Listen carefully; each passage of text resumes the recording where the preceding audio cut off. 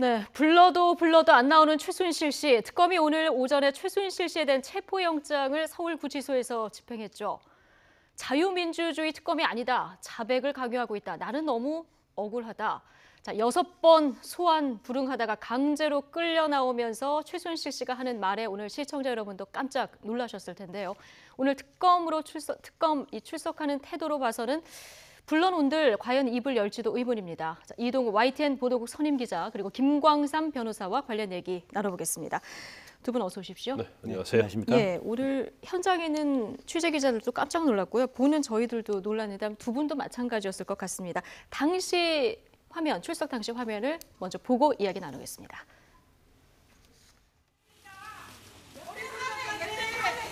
최순실 씨 여전히 강압 수사 받고 있다 생각하십니까?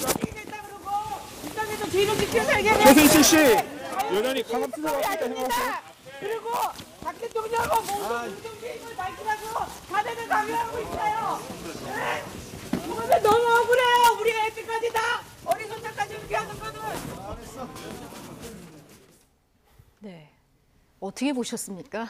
글쎄요, 최순실 씨가 한 달여 동안 그 특검 소환에 불응해 왔지 않습니까? 네. 그러다 이제 한 달여 만에 이제 처음 이제 체포영장이 이제 발부돼가지고 그렇죠. 지난해 크리스마스 이브날 그렇죠. 나오고 네. 처음인 거죠. 끌려오는 상황에서 이제 아주 작심하고 예. 본인의 입장을 이제 밝히는 것인데 다들 놀랐죠. 왜냐하면 지금까지 최순실 씨는 뭐 법정에 나오거나 하면은 본인의 입장을 밝히기보다는 뭐 입을 가리고 뭐 그런 상당히 좀 마스크도 쓰고 있었고요. 그 지금까지 좀 계산된 행동을 해왔었는데 의외로 오늘 그 특검에 소환되면서는 지금까지 숨겨놨던 어떻게 보면 이제 본색을 드러냈다고 할까요? 이것이 이제 최순실 씨 어떻게 보면 이제 실체라고 해야겠죠. 굉장히 이제 기가 세고 어떤 네. 자신이 하고자 하는 얘기에 대해서는 반드시 하는 뭐 그런 성격 아니겠습니까? 그러니까 네. 오늘 보면은 뭐 지금 좀 전에 들었습니다만 뭐 여기 자유민주주의 특검이 아니다. 네. 그리고 박근혜 대통령과 경제 공동체라는 부분을 자백을 강요하고 있다. 그리고 뭐 어린 손자까지 이렇게 하는 것은 너무한다, 억울하다. 뭐 이렇게 지금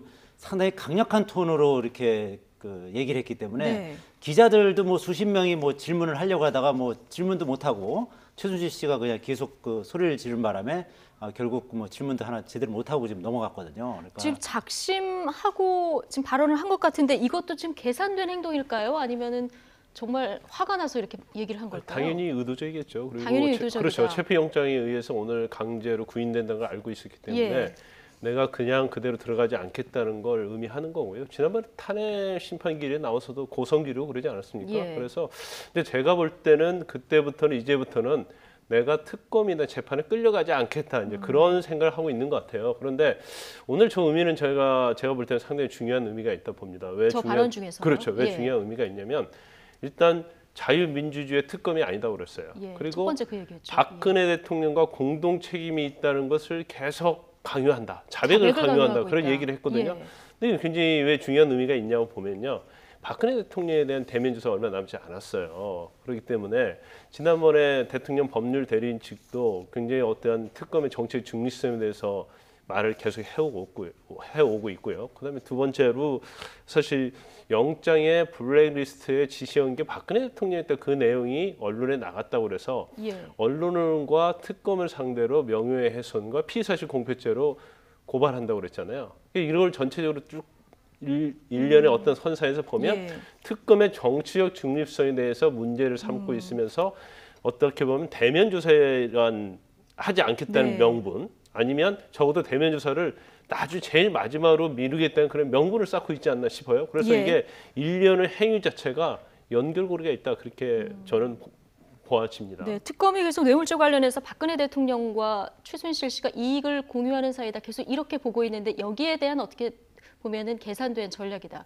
이렇게 보시는 거죠? 그렇죠. 그 공동 책임에 대해서 부당한 걸 얘기하는 거예요. 예. 나는 경제적 공동체가 아닌데 자꾸 나를 이렇게 강요한다. 그럼 내가 아니다고 했으면 아니야 하는데 강요하기 때문에 결국 박근혜 대통령에 대해서 네. 마찬가지 될 것이다. 이제 그런 부분을 다 염두에 두고 있기 때문에 결과적으로 지금 거의 오늘은 이제 업무방해로 체포영장을 발부해서 강제로 데려왔지만 예. 이제 다음이 뇌물이 될 거거든요. 그러면 뇌물과 관련된 부분이 최순실 씨에 끝나게 되면 결국 그다음에 박근혜 대통령을 대면 조사할 그 일정을 지금 뭐 조율하고 있다고 하잖아요. 그래서 예. 그런 부분까지 전부 다 염두에 두고 일단 명분 쌓기를 하고 있고 이것을 언론에 노골적으로 얘기한 것이다. 그렇게 보여집니다. 지금 또 하나 뭐 어린애와 손자까지 멸망시키겠다고 그러고 이런 얘기를 했거든요. 이 특검이 이런 얘기를 했다는 겁니까? 뭐 그거는 이제 뭐 상당히 좀 최순실 씨가 예. 좀 과장되게 얘기한 것 같은데요. 예. 일단 이제 그 부분은 뭐 아시다시피 그 딸 정유라 씨에 대해서 어쨌든 그 지금 이제 체포영장 발부받아가지고 지금 이제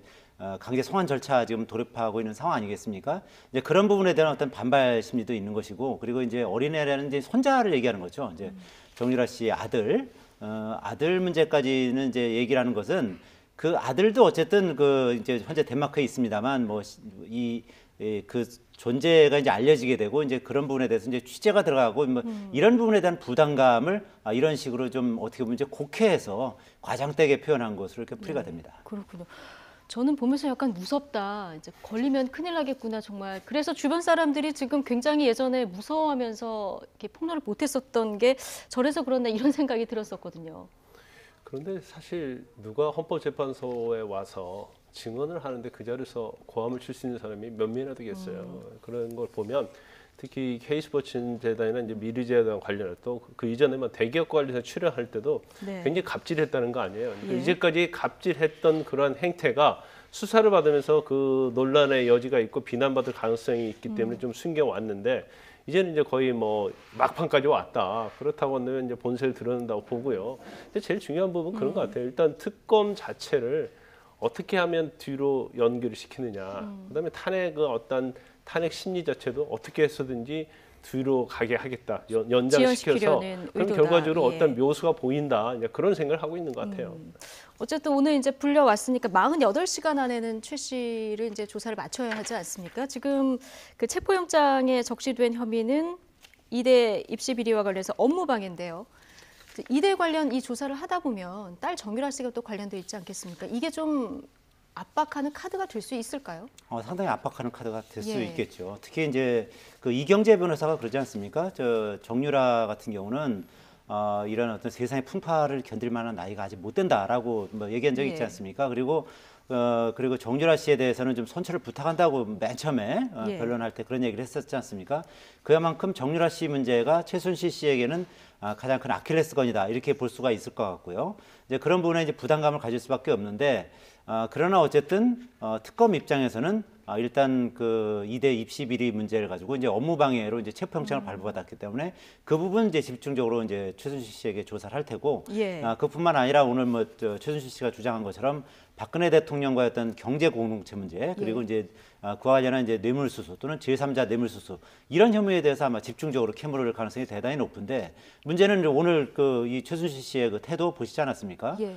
대단히 뭐 기가 세고 그리고 어떻게 보면 이 취재진과 아니면 전 국민이 지켜보는 가운데 저렇게 소리 지를 정도의 기라면은 이 특검 수사에 아마 묵비권으로 대응할 가능성이 대단히 높다. 그래서 특검 수사가 상당히 좀 난항을 겪을 가능성이 있어 보입니다. 그러니까 불러놓는다 한들 지금 가서 묵비권 행사 이외에는 뭐 하지 않을 것이다 이렇게 전망을 해주셨는데 지금 정유라 씨요 딸 덴마크에서 지금 구금 기간 다 돼가지 않습니까? 네. 이 강제 송환 가능성은 지금 일단 뭐 어떻습니까? 우리가 예측하기 굉장히 어려워요. 예. 일단 30일까지 결정을 하겠다고 하고 경우에 따라 좀 뭐 하겠다 이제 그런 식인데 덴마크 측에서는 그런데 아마 뭐 여러 가지 방식이 있을 거예요. 그런데 제일 좋은 것은 어떻게든지 뭐 여권과 관련된 부분에서 강제 추방 형식으로 하면은 상당히 좀 빨라질 수 있을 거라고 봅니다. 이제 예. 강제 추방 자체는 어떤 이유가 굉장히 간단해요. 그래서 거기에 대해서 이의 제기한다 하더라도 시간이 많이 안 걸릴 것 같은데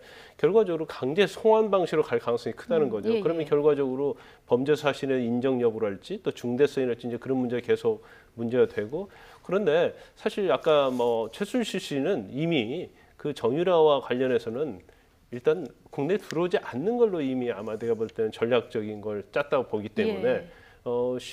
얀 슈나이더라는 뭐 유명한 변호사도 선임하고 그러지 않습니까? 네. 그러면 결과적으로 그 특검이 끝난 다음에는 들어올 수 있을지언정 그 전에 이제 들어오지 않겠다는 취지인 것 같아요. 그래서 아무리 특검이 불러다 조사를 하면서 정유라 부분에 대해서 압박을 가한다 하더라도 그건 별 영향을 미치지 못할 것이다. 왜냐하면 정유라의 어떤 상태에 대해서 굉장히 잘 알고 있기 때문에 그걸 계속적으로 보고받지 않겠습니까? 그 변호사를 통해서. 예. 그런데 그런 부분은 영향이 거의 없을 것이다 봐요. 그리고 네. 오늘 불러서 조사하는 것은 이제 체포영장이 업무방해에 관한 부분이기 때문에 업무방해에 관해서 2대 입시 비리와 학사 부정에 대해서만 조사가 중점적으로 될 것이고 네. 그 다음에 다시 뇌물죄와 관련해서 또 체포영장 발부받아서 한 번 정도는 더 부를 가능성이 있다고 봅니다.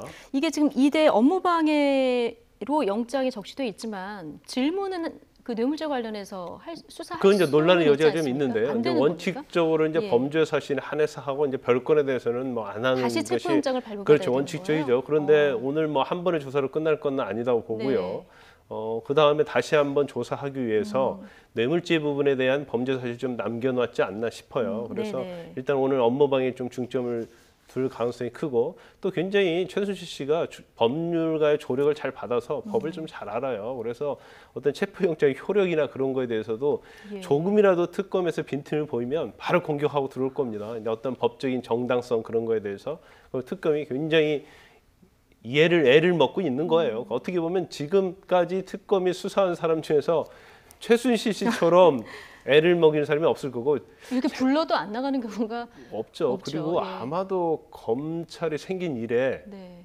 저렇게 어려운 피의자는 없었을 겁니다. 그러니까 특검도 사실 오늘 불러와도 묵비권을 행사할 거다 이런 걸 뭐 예상을 했을 텐데요. 그래도 불러서 묵비권을 행사하더라도 불러서 조사하는 것이 유리합니까? 아니 그렇죠. 그러니까 묵비권을 한다고 예상을 했다고 그래서 안 부를 수는 없는 거거든요. 네.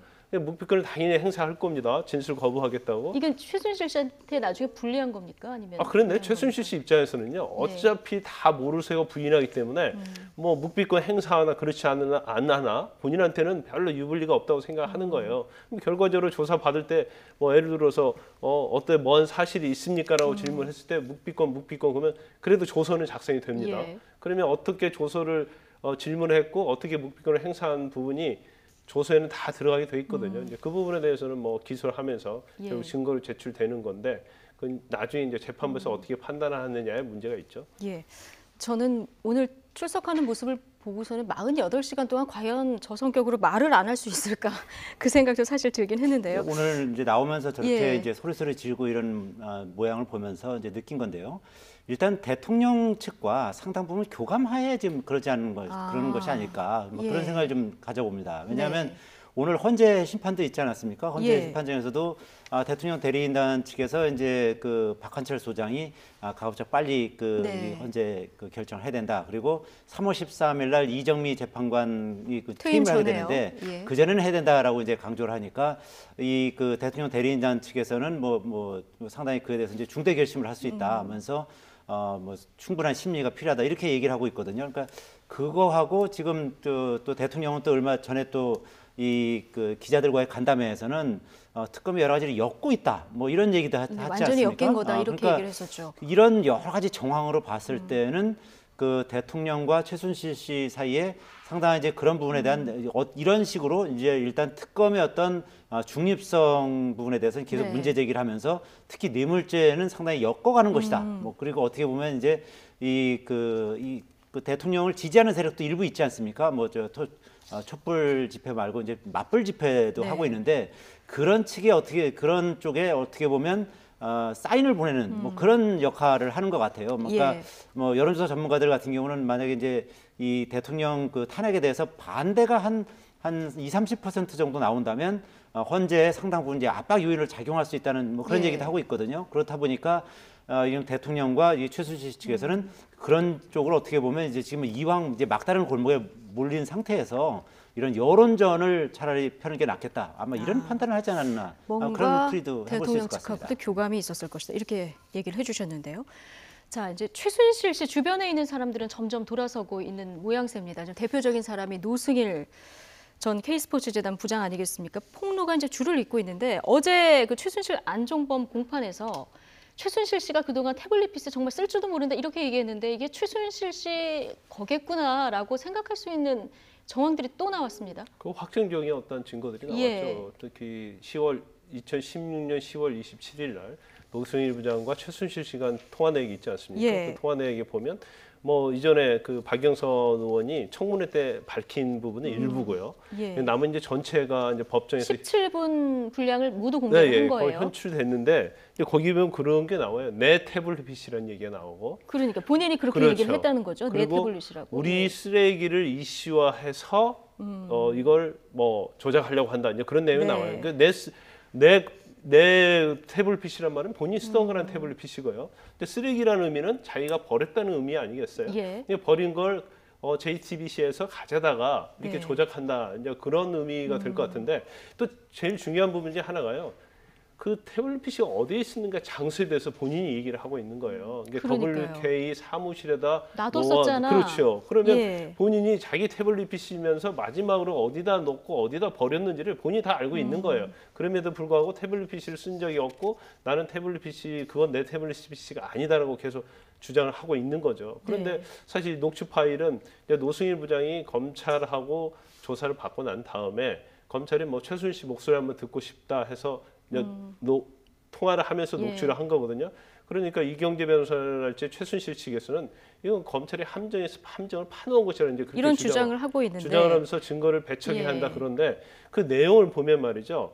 노승일 씨가 뭐 유도를 한다거나 뭐 그러면 또 이게 문제가 있을 수 있죠. 함정을 파놨다고. 그리고 걸려온 전화에 본인이 이 통화를 눌러서 전화를 했다. 청문회 때 그 얘기를 했었어요. 그래요. 그러니까 본인이 계속 자기가 어떻게 뭐 태블릿 PC를 훔쳐온 걸로 가야 하고 이상한이가 뭐 돈을 요구했고 고영태 뭐 고원기에 그런 말 하지 말고 예. 본인이 다 자발적으로 다 얘기를 하는 거예요. 그렇기 때문에 이건 뭐 증거 능력에서는 전혀 문제가 없음에도 불구하고 계속적으로 이런 거랄지 뭐 태블릿 PC 뭐 여러 가지 결정적인 증거에 대해서 항상 그 증거 능력이 없다. 이제 그런 주장을 하고 있는 거죠. 네, 뭐 노승일 씨 어제 재판에서 뭐 최 씨가 쓴 포스트잇 메모 이런 것까지 다 증거로 내놨는데 상당히 오랜 기간 이렇게 준비를 해왔던 것 같은 생각이 듭니다. 뭐 최 씨에게 등을 진 사람은 노승일 씨뿐만이 아닙니다. 지금 여러 사람의 폭로가 이어지고 있는데요. 자, 차현주 앵커가 정리를 해봤습니다.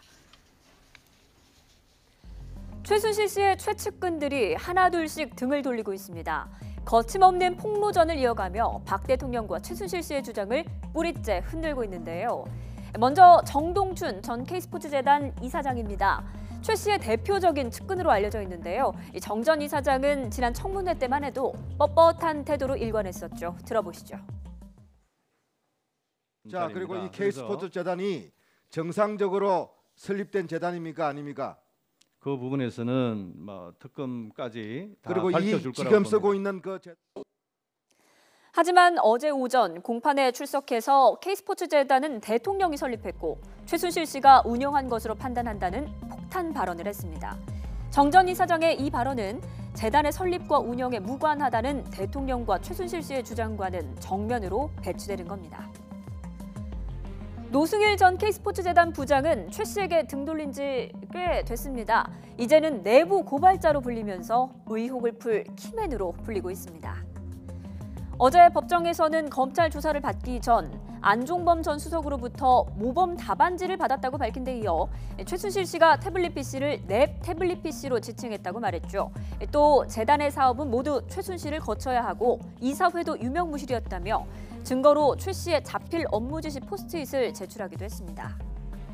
문학의 황태자로 불렸던 차은택 씨도 지난 23일 헌재에 출석해서 거침없는 폭로를 내뱉었습니다. 최순실 씨와 고영태 씨가 내연 관계로 보였다는 충격 발언을 꺼내놓는가 하면 자신은 검찰 수사를 받으면서 강압 수사라고 느껴본 적이 한 번도 없다는 말을 했습니다. 이 말 한마디로 강압 수사 때문에 죽을 지경이라며 특검 조사를 거부하던 최순실 씨는 무안하게 됐죠.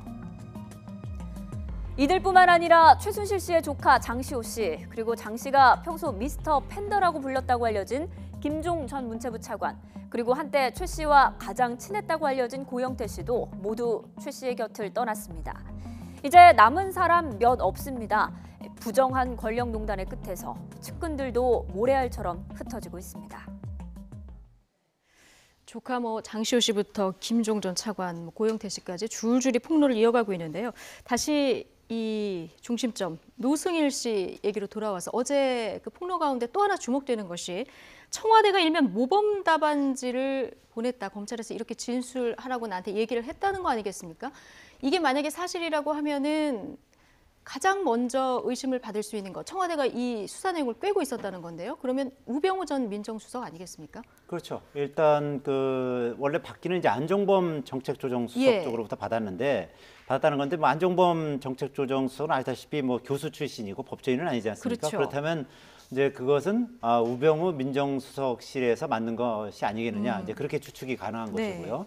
그뿐만 아니라 이제 이 롯데로부터 70억을 받았다가 K스포츠 재단이 70억 받았다가 돌려주는 과정이 있지 않습니까? 예. 그것 역시도 우병우 민정수석이 상당히 관여한 것이 아니겠느냐 그렇게 보여지는 거죠. 그것도 물론 이제 안종범 수석 쪽으로부터 최순실 씨와 네. 함께 빨리 돌려주라고 이렇게 지시를 했다는 거 아니겠습니까? 그게 바로 롯데에 대해서 압수수색 들어가기 하루 예. 전날입니다. 그러니까 그렇다면은 검찰로부터 뭐 각종 이런 압수수색이라든지 이 비리 수사에 대해서 모든 보고를 받게 되는 게 이제 민정수석실이다 보니까 네.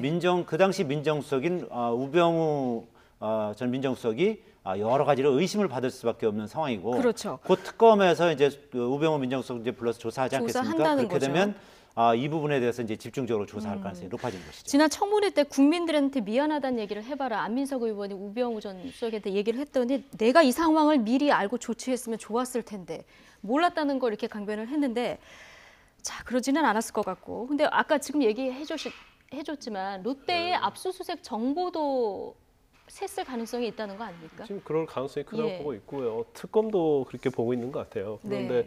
이제 방금 말씀하신 것처럼 안종범 전 수석을 통해서 노승일 전 부장이 처음에 검찰서 조사받을 때요. 예. 굉장히 협조를 안 했어요. 그래서 왜 검찰 조사받을 때 협조를 안 했냐 그러니까 내가 사실대로 말하지 못한 이유가 바로 모범 답안지를 받았다는 거죠. 예. 안종범 전 수석이 김필승 이사를 통해서 2페이지간의 모범 답안을 받았는데 네, 이렇게 진술을 그렇죠. 하라는. 뭐 기억이 예. 안 난다, 모른다, 뭐 그런 식으로 쭉 돼 있다는 거죠. 그런데 아마 그 문구를 보면 이게 법조인이 작성했는가 작성하지 않았는가 이제 그걸 알 수 있을 거예요. 더군다나 노승일 부장 얘기에 의하면 자기가 말한 내용이 청와대에 분명히 전달될 것이라고 확신을 하고 있었기 때문에 예. 검찰에서 사실대로 얘기 못했다는 거예요. 그럼 결과적으로 검찰에서 조사한 내용들이 누군가를 통해서 다 청와대에 다 보고가 되고 있고 청와대가 네. 알고 있다는 걸 본인 스스로 얘기를 한 거죠. 그러면 결과적으로 검찰과 청와대 내에서 라인은 누가 있느냐? 그건 이제 민정수석인 우병우 전 수석일 수밖에 없다고 그렇게 보고 있고 또 뭐 그 특검도 그렇게 보고 있는 것 같아요. 예. 그리고 아까 말씀한 것처럼 롯데와 관련해서 70억 받았다가 압수수색하기 전날인 이게 6월 10일인가 받았어요, 작년. 근데 6월 9일 날 돌려줬거든요.